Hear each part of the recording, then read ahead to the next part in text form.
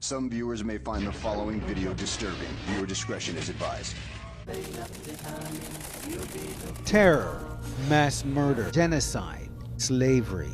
In its brief and bloody life, the so-called Islamic State carried out atrocities that stretched around the globe. Its victims, Muslims and non-Muslims alike. From Syria and Iraq to attacks it either masterminded or inspired in France, Belgium, Tunisia, Turkey, Egypt, Britain, the United States, and elsewhere, it left a trail of death and destruction in its wake. It took equally perverse pleasure and pride in the wanton destruction of archaeological treasures and religious shrines. Its persecution of minorities who fell under its sway, Yazidis, Christians, and others, knew no bounds.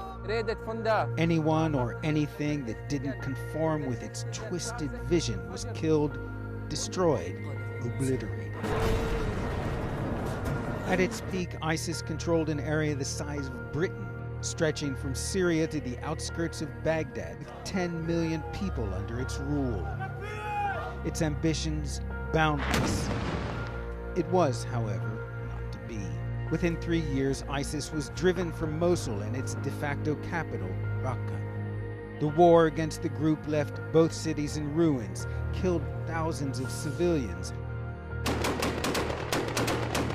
ISIS as a territorial entity in Iraq and Syria no longer exists, but as an idea, the Islamic State is far from vanquished. Among those who surrendered, we heard vows that ISIS would someday return with a vengeance.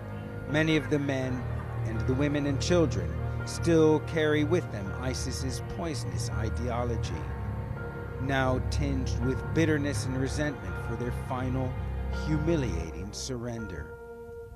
And beyond this small corner of eastern Syria, groups pledging allegiance to ISIS still controlled territory in Egypt's Sinai Peninsula, Libya, Nigeria, Afghanistan, the Philippines, and elsewhere. Caliphate, the so-called Islamic State as a haven for madmen and murderers, is no more.